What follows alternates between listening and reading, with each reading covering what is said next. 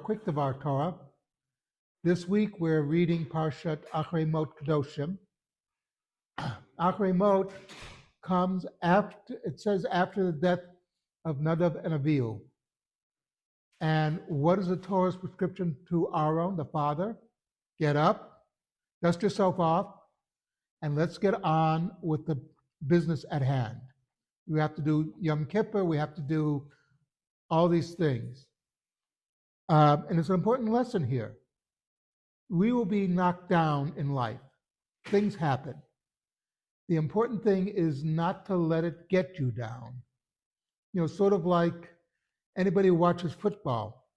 Quarterback gets sacked, and what does he do? The next play, he gets up and does the play.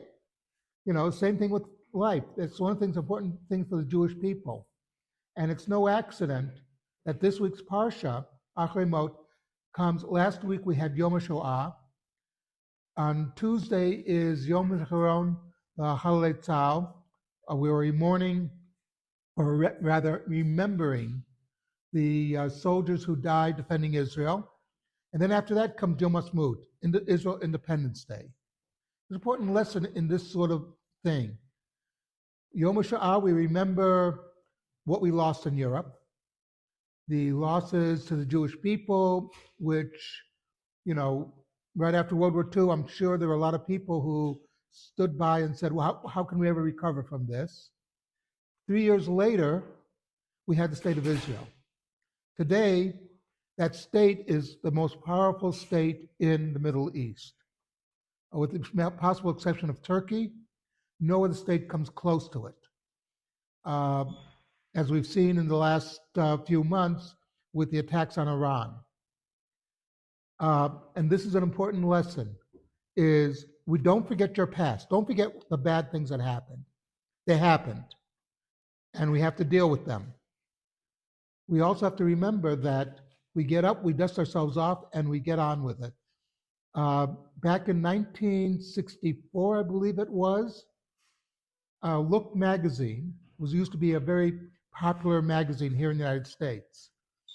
Wrote an article, had a big article about the disappearance of the American Jew. That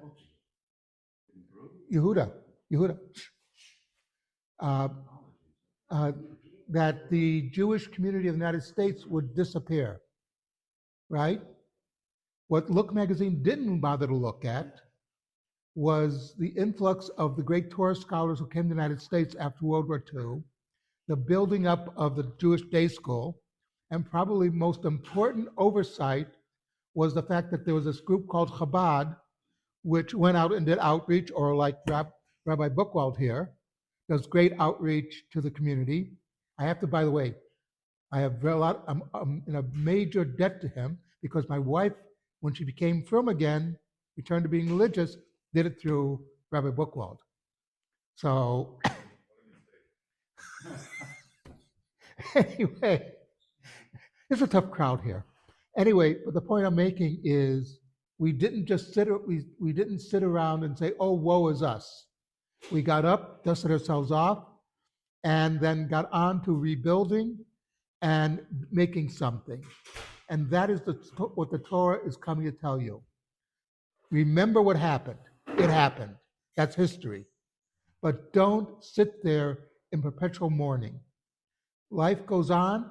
We have to get on with the business of living a Torah life. Something to think about.